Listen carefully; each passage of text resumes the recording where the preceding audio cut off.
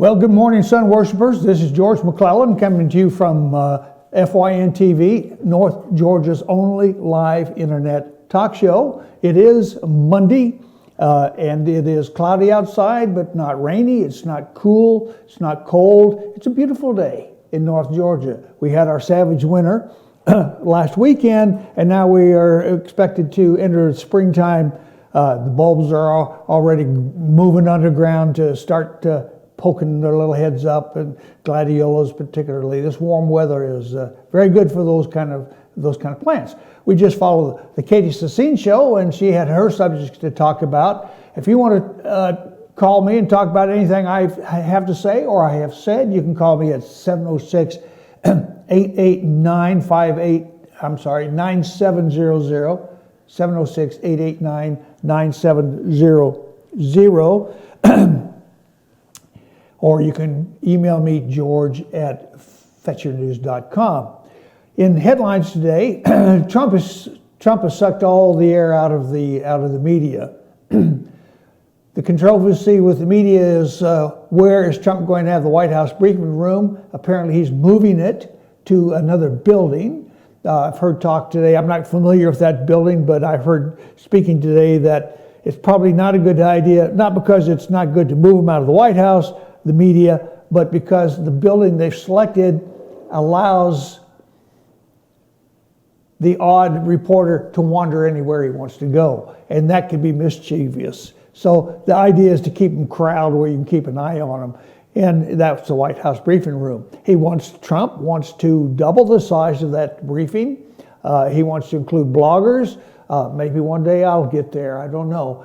But the mainstream press, the old ABC, NBC, CBS, CNN, Fox News people, they're beside themselves with, they're absolutely distraught, thinking that their message that they want to send out there is going to be lost. Well, it's lost already. Trump has done it with Twitter, Facebook, internet, Drudge Report. Everything is out there for anybody to read and see, including fake news. And if you get smart and you start looking at these websites, at the bottom of the website you'll see pictures of other stories. One of them is particular, the truth between Brad and Jolene's breakup, and you go to that site and you find out it's an ad for skincare that Mrs. Pitt, I can't think of her first name. I know a Jolene and Joanne and well, anyway, that's what it is. So that's fake news, but it gets you on a website. You know, learn these things, become aware of them, and you'll save yourself a lot of grief. But anyway, Trump has already started his changing of the government, and so John Lewis says he and Lee are going to boycott the inauguration. So who cares? Maybe they can go out. I've written about it, and I'll talk about it today. But who cares? Now 20 other Democrats are not going to be there. Nobody cares. Big deal. Go join the protesters. It's not a big deal. The first 100 days, he's giving him 100 days. Watch what's going to happen in the first 100 days. It's going to be amazing. Suddenly,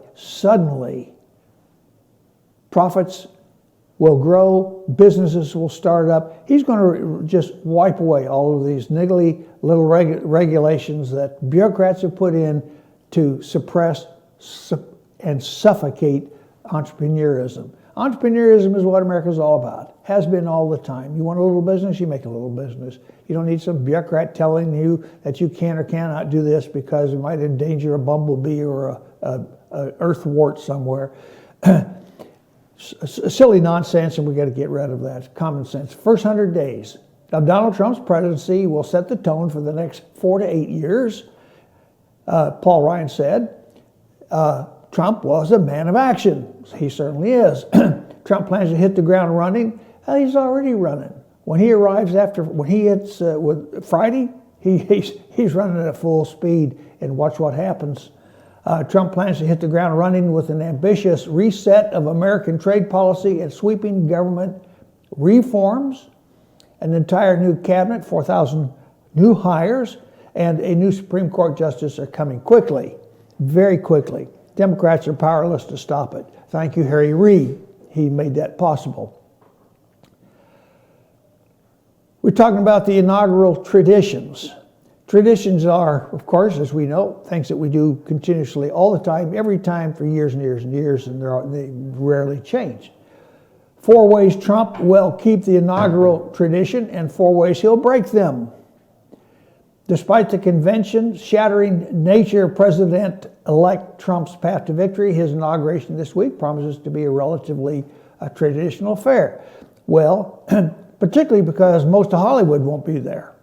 They, in their outrage, they've said, we're not going to honor this illegitimate president by attending and performing at his inauguration.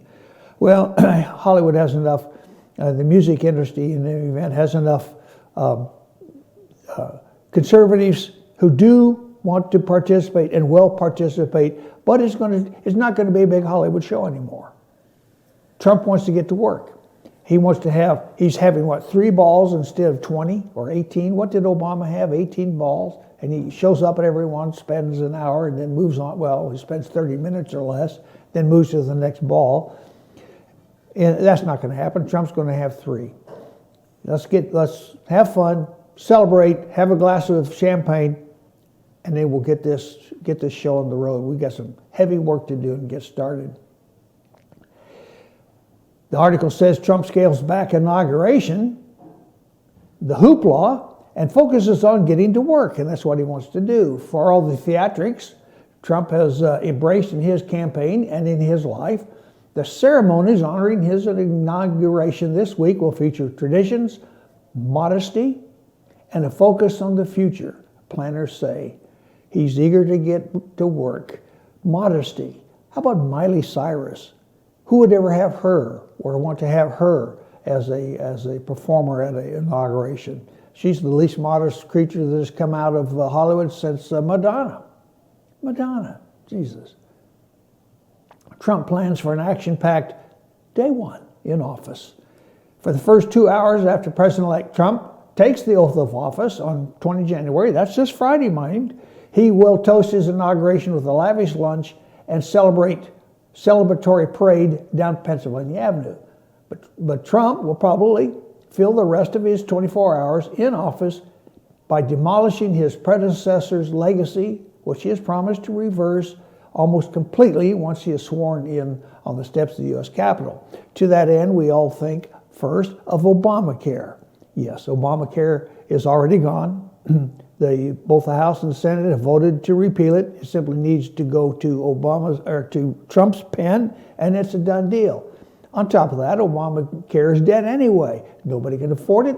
The insurance companies are dropping it as a plan because they're not making any money. It's expensive for everybody. It meets none of the promises that the socialists said would happen with Obamacare. Now, the reason that happened is because socialists knew it would fail. And what they wanted to do, what their plan was to turn it into a single-payer federal government, and so we'd be like Canada, and we'd be like England, and probably Australia, other Commonwealth countries that follow the National Health Service. England's National Health Service is already starting to collapse financially. They don't have the money either. And Margaret Thatcher said it so well once upon a time, you can only take so much of somebody's money, and before you run out of other people's money, I think is how she put it. But anyway, there's an active and energetic 24 hours ahead, and that includes getting rid of the rules made by bureaucracy. Included in that will be, I'm absolutely certain, Congress, the new Republican Congress, will introduce a plan that will kill the ability of agencies to create rules and regulations that cost people money without Congress's approval. The Congress will have to rule on who takes money from whom. I mean, you see in the news where a car company has been fined $20 billion for smog control or some little thing. Whose decision was it to steal $20 billion from a car company over a trifling thing like a carburetor, without going through the court, without the due process? These bureaucrats have done it. The same particularly with the EPA. The bureaucrats have done it. I mean, they find this guy for having a cattle pond because it's federal water, it's not his water, and they made a giant fine, and I think he's finally defeated that. But it's the bureaucrats who want to take his money and steal from him. Anyway, forget 100 days. The House Republicans' double agenda calendar with both health insurance and tax reform. I failed to mention tax reform.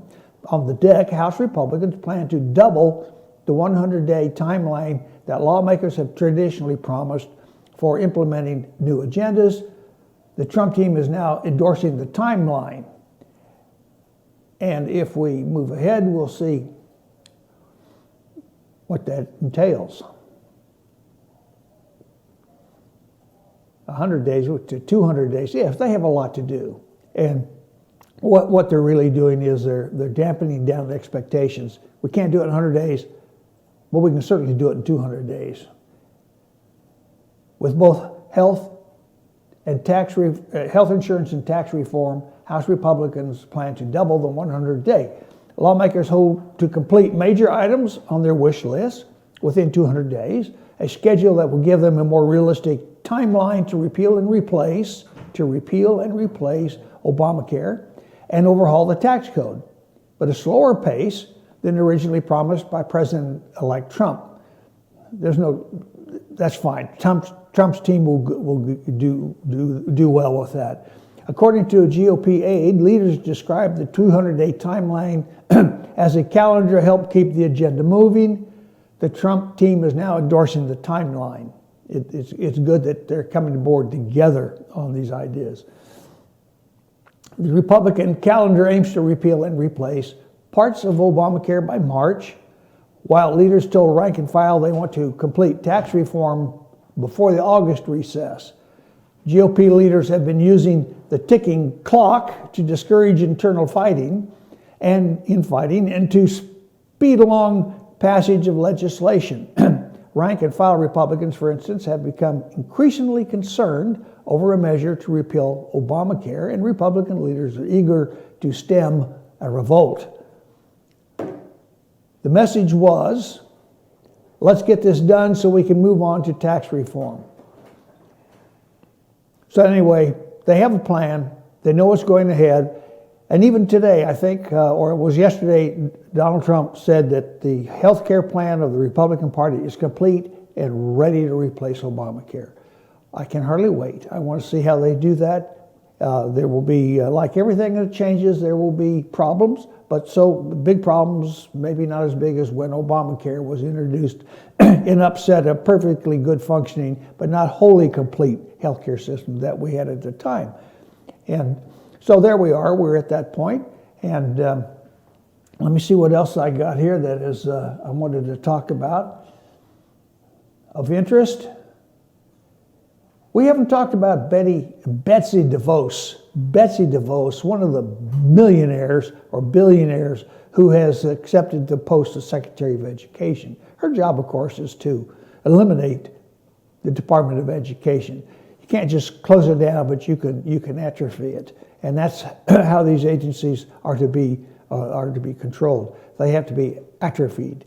We read now that these federal agencies are hiring massive amounts of people, and most of them I suspect are affirmative action employees, before Trump takes office to garden up their role. I think that's going to end. Those people will be without a job immediately.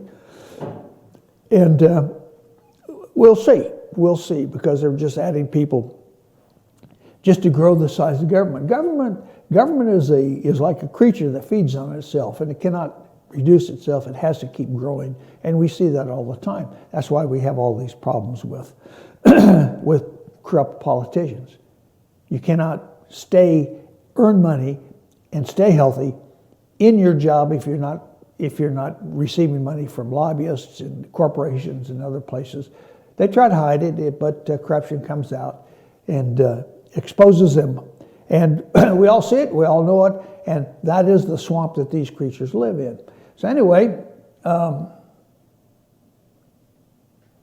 interesting note here, cyber backers see hope in General Kelly's nomination. Kelly, of course, is a lieutenant general. His job does not need to be approved by the Senate. Senators on the Homeland Security and Government Affairs Committee were most eager to hear retired General John Kelly, Donald Trump's nominee to serve as DHS Secretary. I'm sorry, I got the wrong Kelly, but hit the right notes on his department's cyber role at his 10 January confirmation hearing. And we'll get into this more on the other side of this break. We'll see you.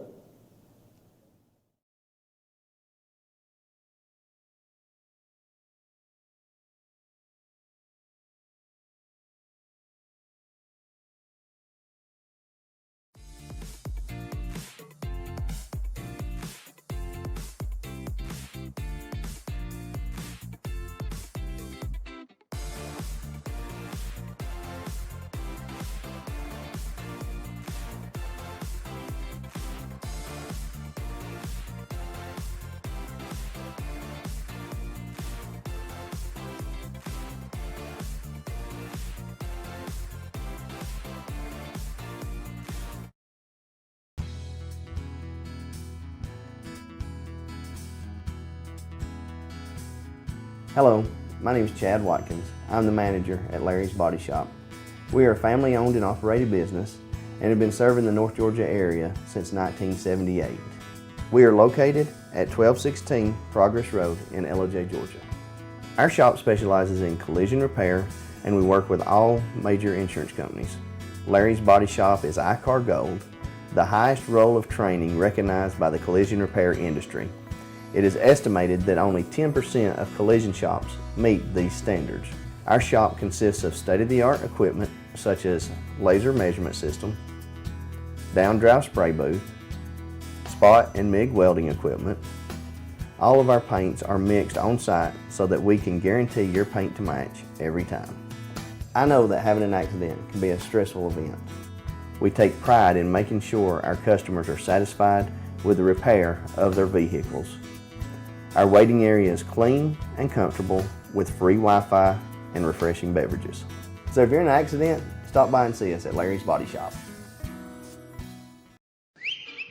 El Rey and Ellijay. El Rey Mexican Restaurant. Family owned and operated and a local favorite for families, parties, and meetings. Great prices. Friendly service and delicious Mexican cuisine. Patio dining available. Come sing in Carlos's Cantina every Friday 9 to 1. Eat in or take away. Same location for 14 years. Open 7 days at the corner of Maddox Drive and 515. North Georgia's favorite Mexican cuisine. El Rey and Ellijay. North Georgia Diamond is your source for diamonds. Come on in to view the area's largest selection of fine jewelry at North Georgia Diamond. All repairs and designs are done on-site by our jewelers. And North Georgia Diamond has the lowest prices on loose diamonds. You can also sell your gold, silver, and coins at North Georgia Diamond between Walmart and Lowe's in East Ellijay. Locally owned by Bill and Allison Craig, North Georgia Diamond is your source for diamonds in North Georgia.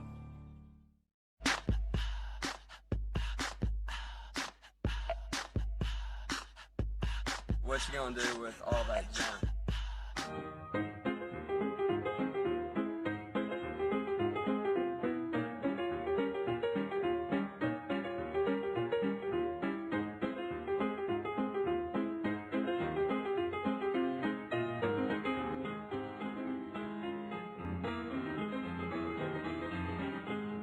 It's a new year. New you at Schottenkirk Ford Jasper. Ring in the new year with huge deals on a brand new Ford. Right now, get exceptional offers like 0% financing plus a $1,500 factory rebate on a new 2017 Ford F-150 XLT. Or get 0% financing plus a $1,000 factory rebate on a new 2017 Ford Explorer. Make your resolution a reality during the New Year, New You sales event at Schottenkirk Ford Jasper, home of the Schottenkirk Customer Guarantee. Visit us online at SchottenkirkFordJasper.com.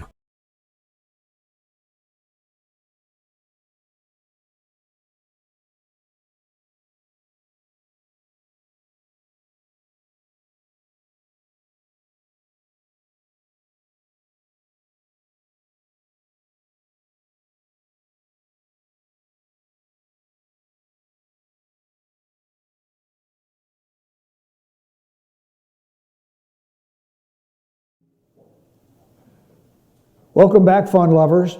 I'm going to take a moment here, break from my talking about what Trump is going to do. We all know what he's going to do. We can read it, we can hear it on our favorite sites. But I'm going to take almost break my arm, patting myself on the back. Way back on March the 8th of 2016, I wrote this essay, The Turmoil of a Republican Presidency.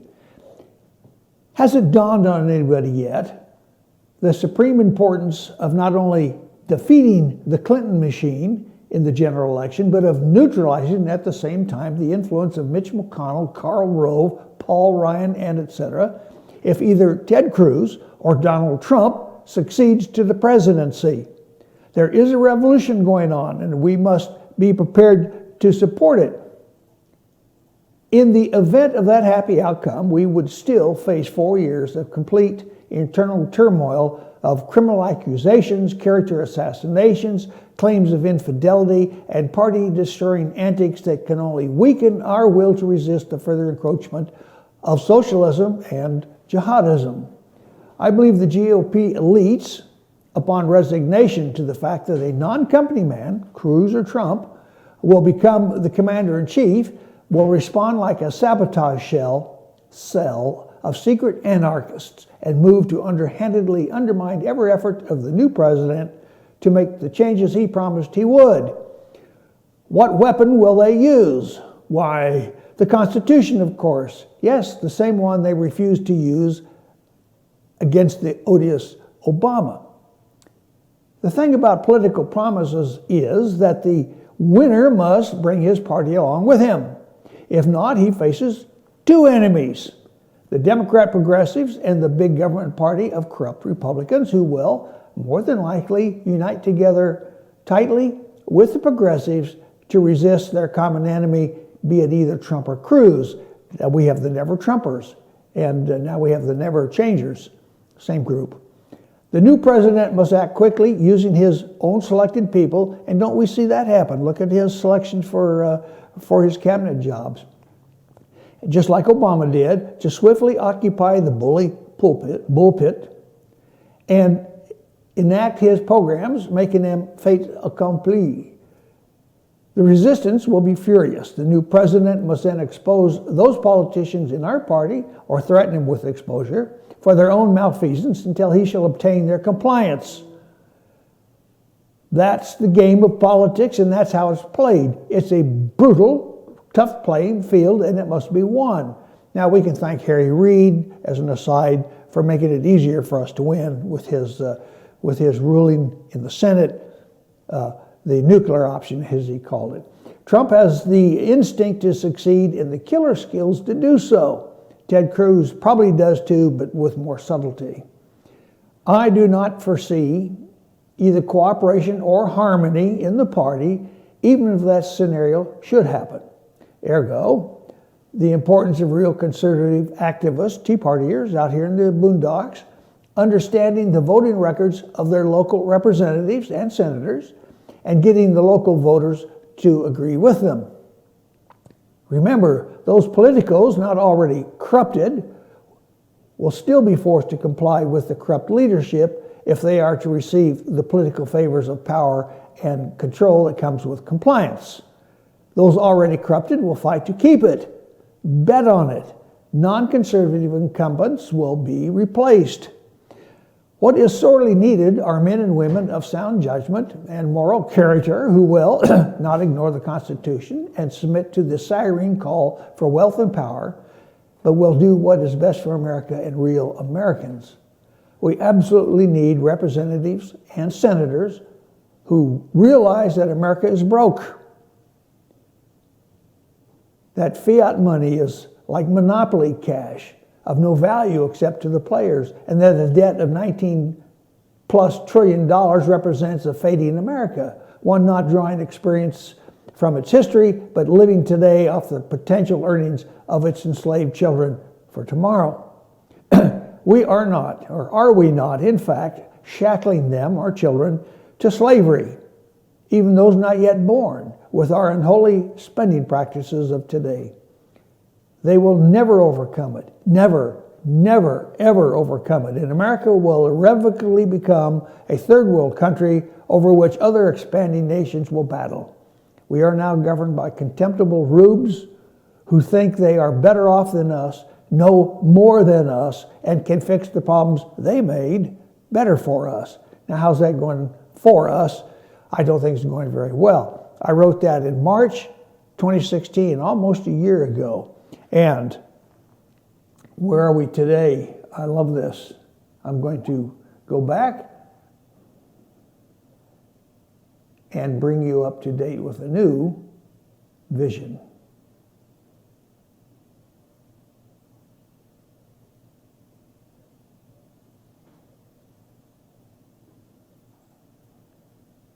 Well, the real vision, what's happening is now encapsulated in Obama's legacy, what's left of it, if he has one. And that's what this essay is here, Obama's real legacy. In 5 days, we will fundamentally start to change America. That was Barack Obama in January 2009, before his inauguration. Today, 8 years after that promise, and a mere 5 days from the inauguration of his successor, Donald Trump, Obama still meddles in issues of his failed and destructive foreign policy. He sends in the clown, John Kerry, to a Paris UN meeting about Israel for a last stab at ensuring the destruction of Israel at the hands of Israel's UN foes, the Arab bloc of Islamic State, for the restoration of the Levant, ISIL. Make no mistake, Obama is leaving Trump with a foreign policy landscape strewn with landmines. In response, about Israel, Trump can eviscerate the United Nations by withdrawing U.S. funding. He can fight them politically, a non-starter, or he can withdraw the U.S. completely, close the UN down, and move them to some new digs in Ethiopia or the Sudan. There, they won't be bothered by Jews and can instead turn their attention to the age-old problems of Islamic slavery, poverty, and piracy that's been so long neglected. Also, there's no problem with parking tickets there either. Some say it would be an exercise in false consciousness to attack Obama's motives as America's first black president. But by his deeds, his motives are clear enough. Most Jews in Israel are white refugees from European stock, many survivors or descendants of survivors of the Nazi Holocaust.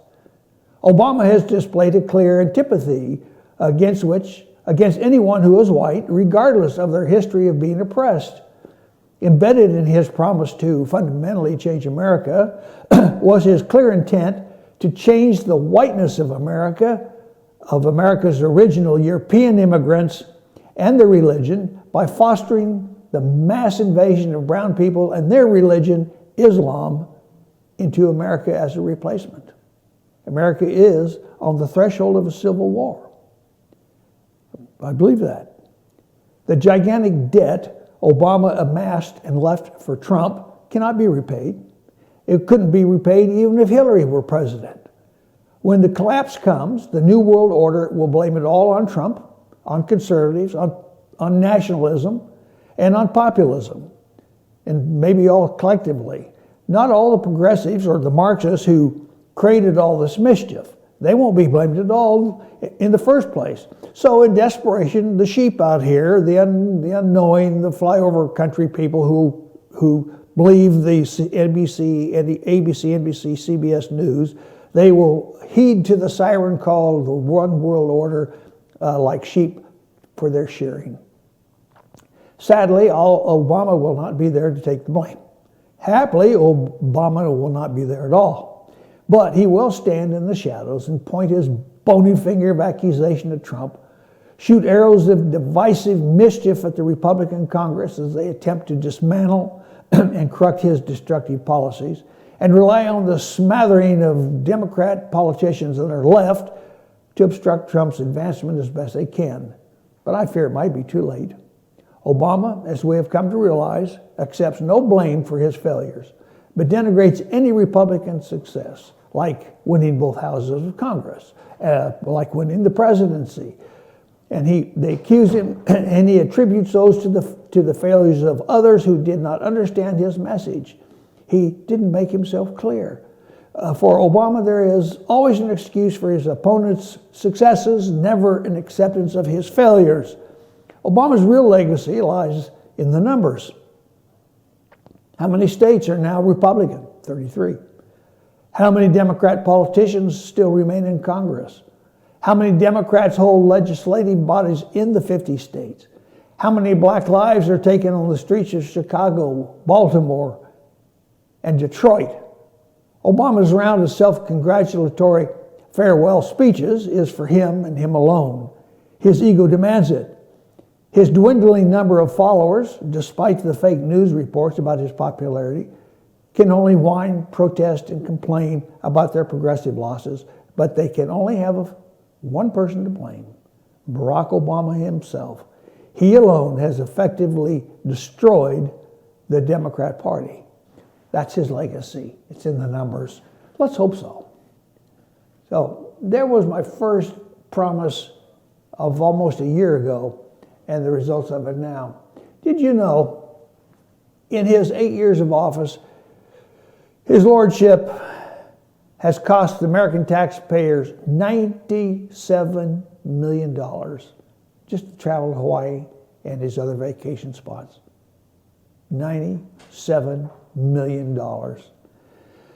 And this comes from documents the Secret Service and the U.S. Air Force provide to Judicial Watch under Freedom of Information.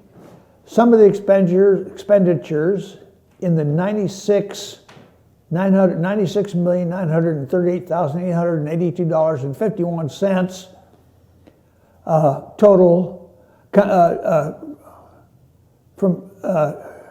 from April 22, 2015, our trips to Florida Everglades to give a speech about global warming, $1 million, over $1 million.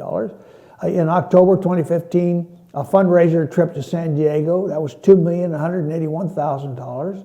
2016, Michelle Obama and her daughter's ski trip to Vail, was it Colorado, or was it La Cousa, France? I forgot. We'll find out here in a second.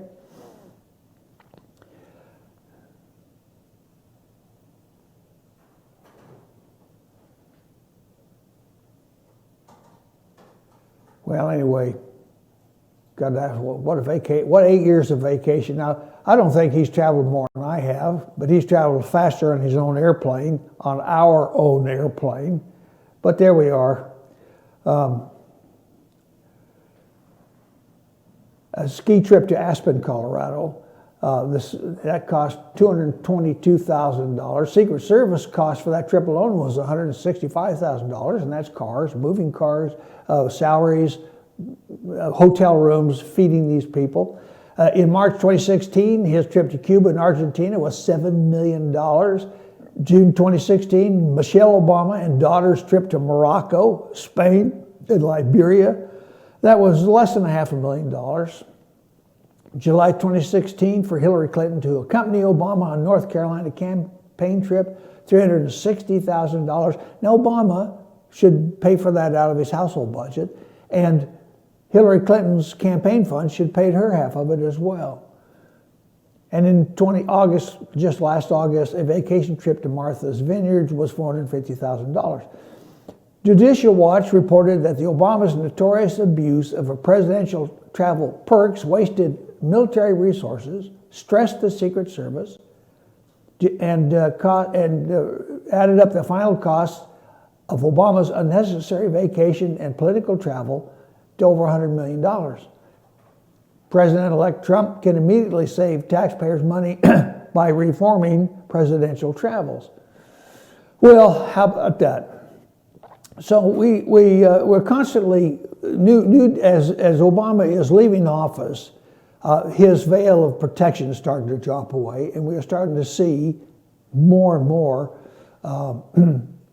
data that had been secret for the last 8 years. We don't know where his daughters were born. Haven't a clue. And his birth certificates of those girls would be a vital source of information. We know that the birth certificate that Obama presented was a phony because the hospital that was listed on it didn't exist, when Obama was born. It was about 5 or 6 years later. But he did present a certificate of live birth. Yes, I agree. I think that was legitimate. I believe that Obama was born in Hawaii, Honolulu, but he wasn't born in a hospital. And that's why there was a certificate of live birth. They took him to the hospital as an infant, newborn, but they couldn't, there was no doctor or nurse who said this child was born at this time on this day. But here he is, he exists, so he's obviously a child was born. This is the name given to us by his mother, so there's the certificate of live birth. He's legitimately an American. So anyway, we'll take an opportunity right now while my voice is fading, and I don't know why that should be, but we'll see you on the other side of this important commercial break.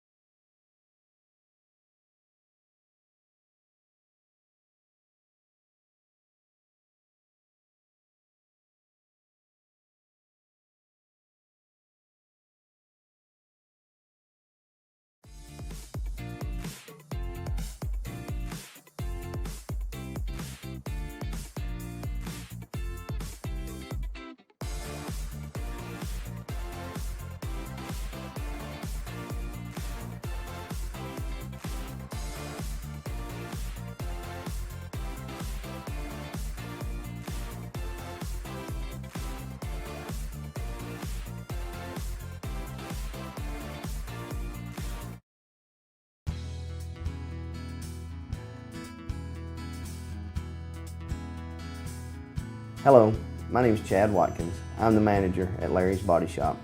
We are a family-owned and operated business and have been serving the North Georgia area since 1978.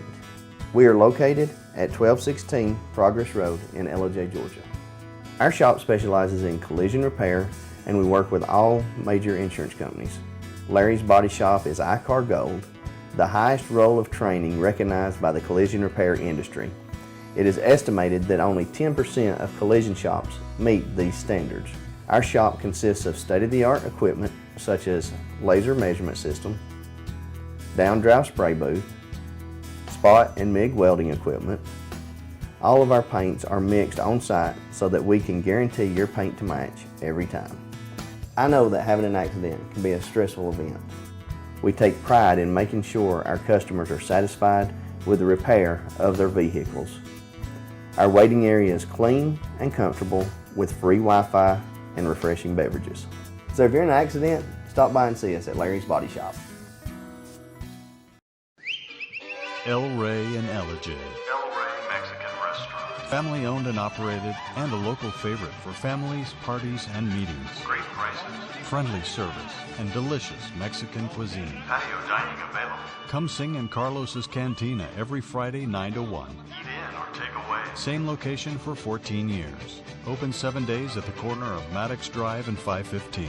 North Georgia's favorite Mexican cuisine. El Rey and Ellijay. North Georgia Diamond is your source for diamonds. Come on in to view the area's largest selection of fine jewelry at North Georgia Diamond. All repairs and designs are done on site by our jewelers. And North Georgia Diamond has the lowest prices on loose diamonds. You can also sell your gold, silver, and coins at North Georgia Diamond between Walmart and Lowe's in East Ellijay. Locally owned by Bill and Allison Craig, North Georgia Diamond is your source for diamonds in North Georgia.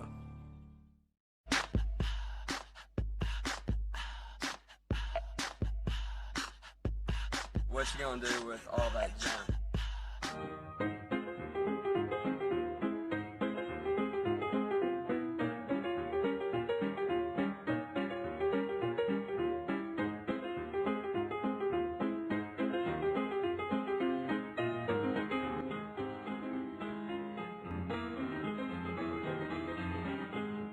It's a new year. New you at Schottenkirk Ford Jasper. Ring in the new year with huge deals on a brand new Ford. Right now, get exceptional offers like 0% financing plus a $1,500 factory rebate on a new 2017 Ford F-150 XLT. Or get 0% financing plus a $1,000 factory rebate on a new 2017 Ford Explorer. Make your resolution a reality during the New Year, New You sales event at Schottenkirk Ford Jasper, home of the Schottenkirk Customer Guarantee. Visit us online at SchottenkirkFordJasper.com.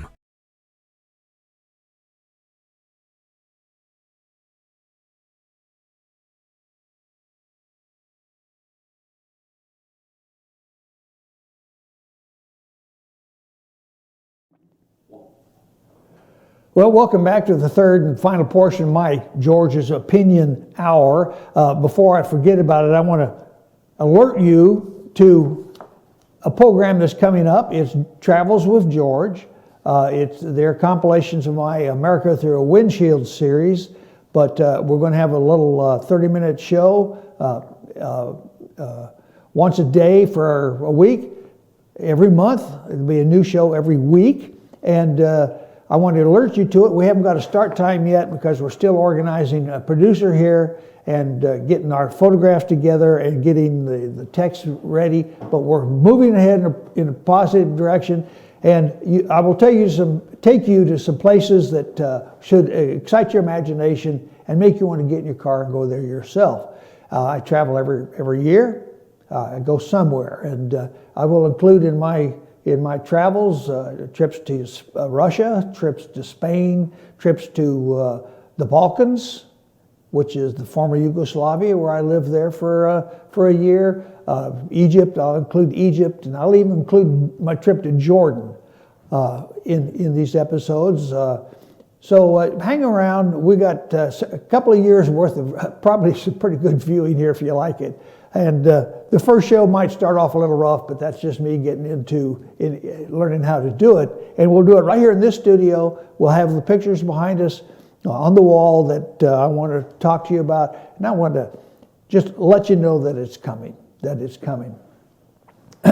So much for that. Anyway, I mentioned in reading one of my essays that Obama is still meddling in foreign affairs. Well, he's still meddling in domestic affairs too. He's got 4 days left, Friday, and he will be gone.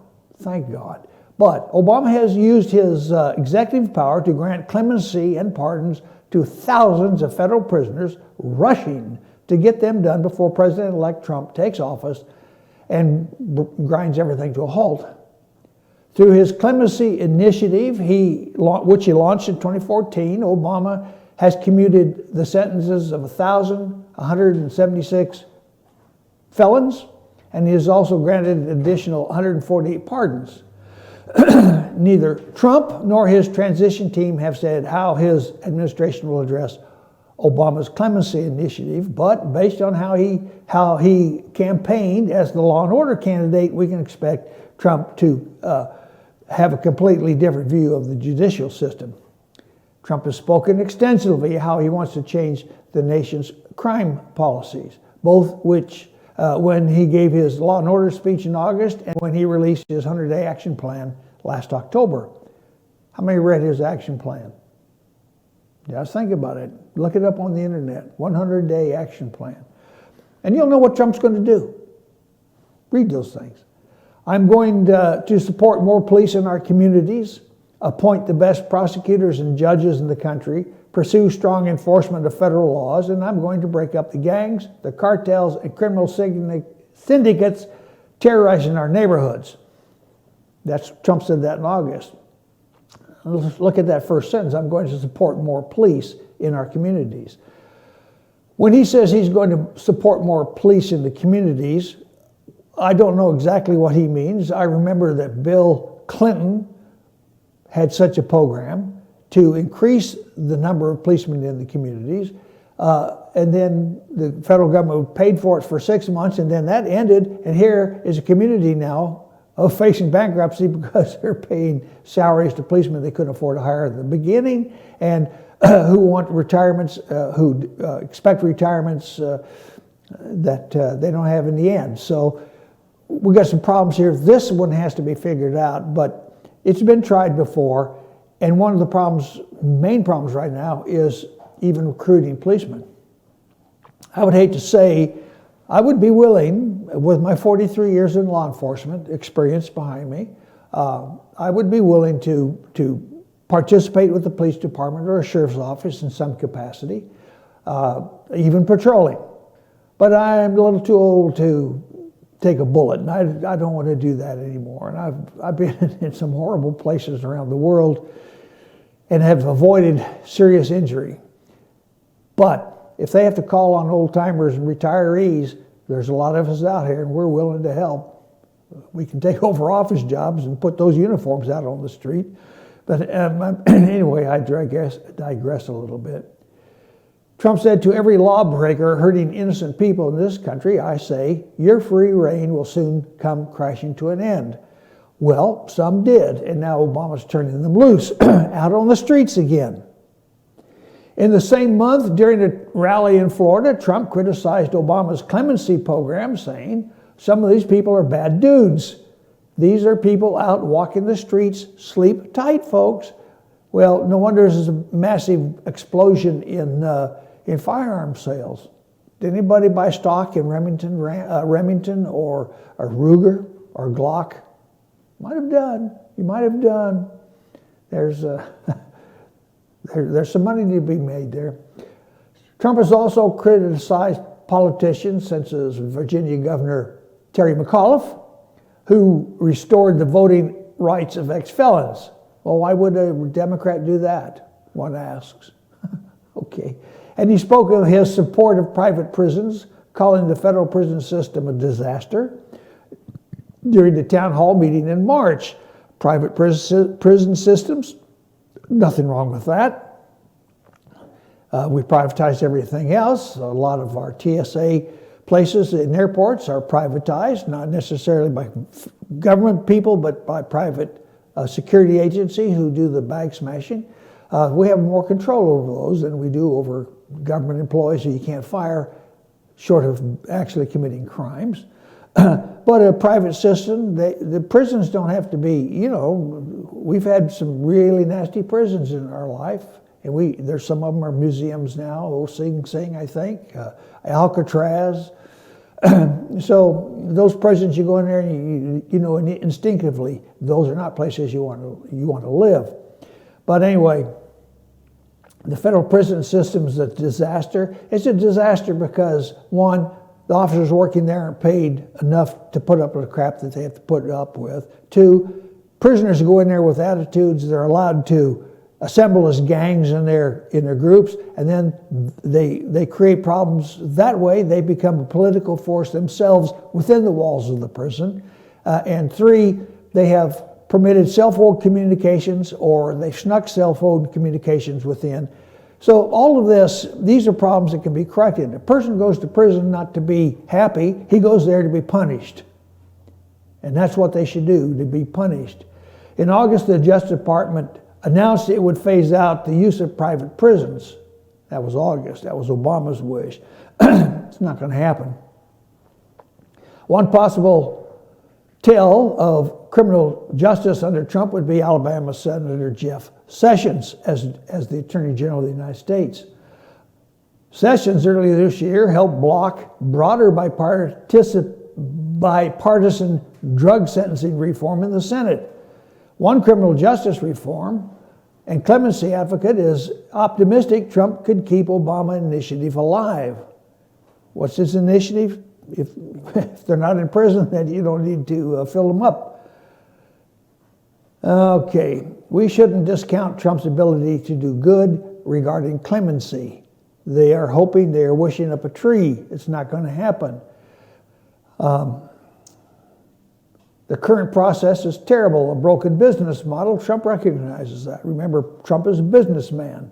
And he looks at the asset sheet, the balance sheet, assets and liabilities, and he knows how to take action. It goes through several sequential levels of review, the business model, and 4 federal buildings. A businessman can't help but see the problem in that. So he will streamline the whole process. Trump will streamline the whole process. And there we have on the screen behind us there for a minute, Captain America fighting somebody else. So anyway, there we are. We are facing a lot of problems in our country. It will require Trump to fix them. I'm sure he will get them done. And I've got one more thing here I want to read to you. And that will be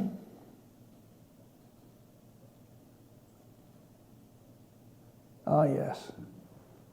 It faces the election and what we're seeing in the confirmation hearings. I call this The old tricks don't work anymore. Even 2 months after the 2016 general election, that, to the complete shock of nearly everyone, swept away decades of carefully crafted, cunningly supported, and voraciously defended Marxist tenets of socialism forced upon the American people. The left's visible meltdown continues. The rejected class are still publicly displaying paroxysms of angst, garment-rendering fits of outrage, weeping on the streets, scenes of regret and remorse, and spasms of volatile hatred simply because Trump won the election that they thought was Hillary's by divine right. Hopefully, like in the 5 stages of human emotion, in reaction to a threat, it will all end in resignation and acceptance. It won't, of course, but we can still hope. It is because the last 4 decades of encroaching socialism, propaganda-driven education, imposed diversity, and destructive multiculturalism based on the philosophy of political correctness has ossified their little mushy brains into, how does Rush Limbaugh put it, mind-numbed robots. Their candidate, Hillary, was visibly flawed from the beginning, representing, as she did, all that was failing on our culture, our government, and our institutions, striking out in anger over her confident acolytes. Her overconfident acolytes have even managed to reintroduce, albeit inadvertently, an old term they once used to beat down weak, simpering Republicans. The term is McCarthyism. McCarthyism is now theirs, except BuzzFeed is the new moniker.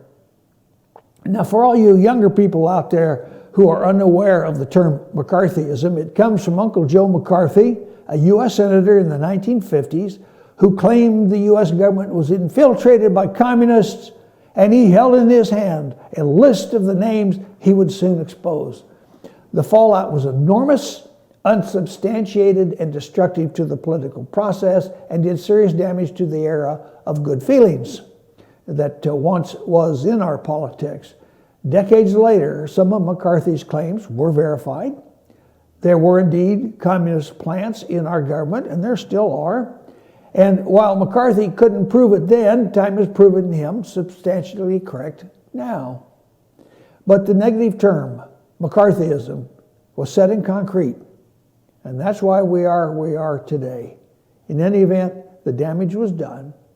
This week, Senate confirmation hearings for Trump's cabinet choices began, and suddenly BuzzFeed, in the best traditions of McCarthyism, became itself the purveyor of destructive lies and false innuendos.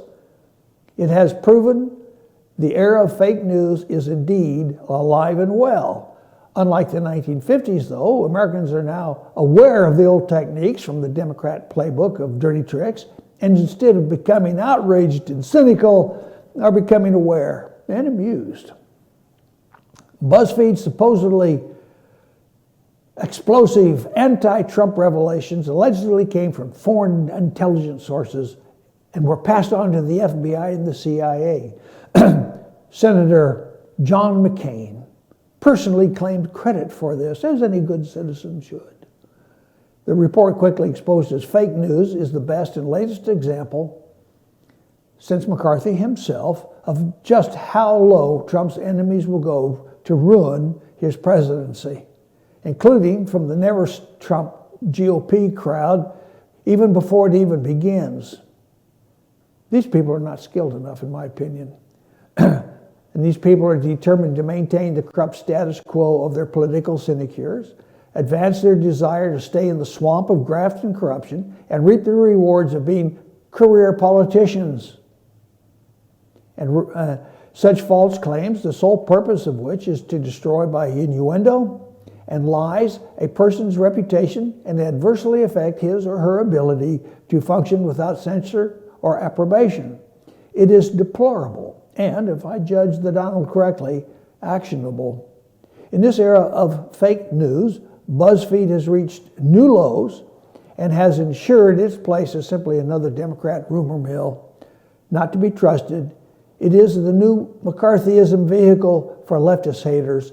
If it survives, it is the epitome of fake news. Remember, freedom is the goal. The Constitution is the way. And I wanted to read that one. Tomorrow I want to, we're getting near the end of my hour here, and tomorrow I want to share with you a foreign perspective on the 2016 U.S. presidential election. It was written just after Trump was elected, and it comes from an Irish columnist, and it's very interesting. And we'll go into that in some detail because it's just too good not to share with you. If you haven't read it, you can hear it tomorrow on FetcherNews.com. North Georgia's only live internet TV talk show. I am George McClellan. I am coming to you live on Monday, just a few days away from Nirvana. A few days away from Nirvana. That's how I look at it. Okay, that'll be the end of my show for the day. Hang around and we'll see what's next. I don't know what's coming up next, Cole. That's it. That's the end of the day. You can get on with your house cleaning and whatever else it is that you might be doing right now. But thanks for watching. I am George McClellan.